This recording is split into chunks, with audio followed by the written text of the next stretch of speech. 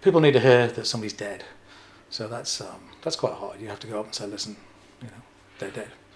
And they need to hear that. They can't. They haven't passed on. They haven't gone to a better place. They haven't, whatever. They need to hear they're dead. And that's there's no easy way to say it. I just tell them straight. I don't say I understand what you're going through, because I don't.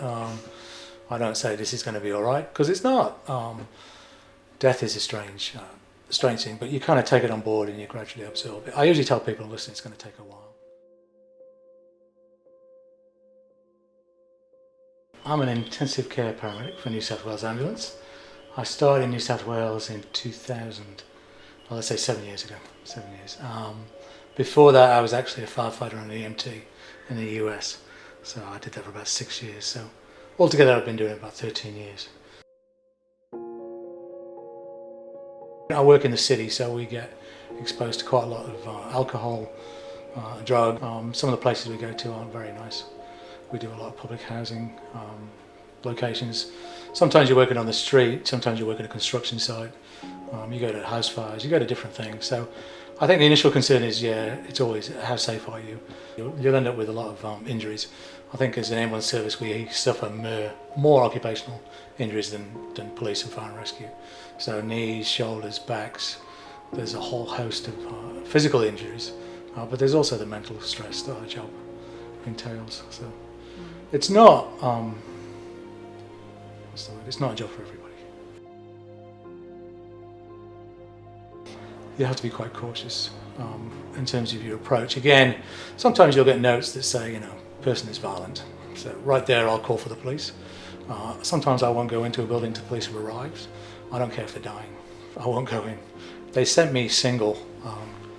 One evening, my partner went home sick and I was a single responding, and they sent me in a cardiac arrest. But I knew the building was a particularly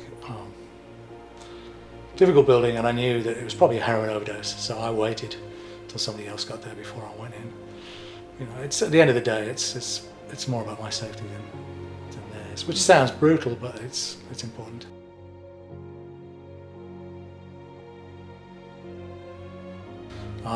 The difficult part is managing the other people on the scene.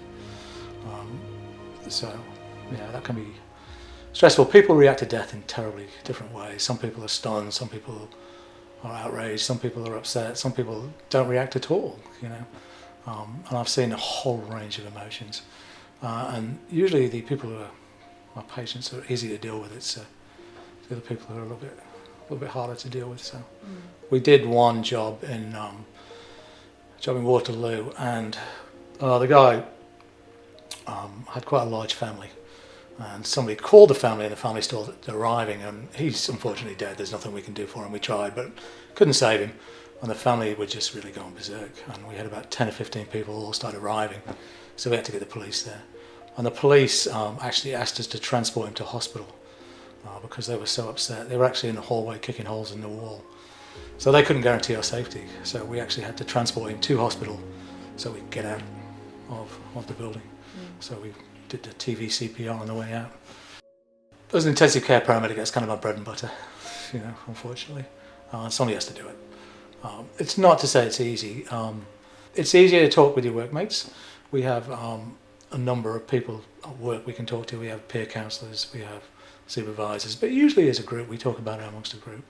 I got sent a picture earlier of by a friend who did this job a couple of days ago that was particularly gruesome, and he obviously wanted to talk about it, so we talked about it for a little while. But some things, it just takes a little while to process. So, I think the other thing is it's a question of, did the job go well? Did you do the best you could?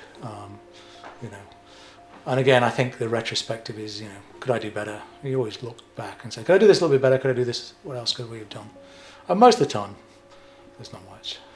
We were only given a small leeway of opportunity. So I always park next to the community sharps bin, where all the heroin addicts throw their needles, and I'm the safest person down that street because they all recognise the uniform, and a lot of them thank me, because when you're really quite disadvantaged, you see a lot of us.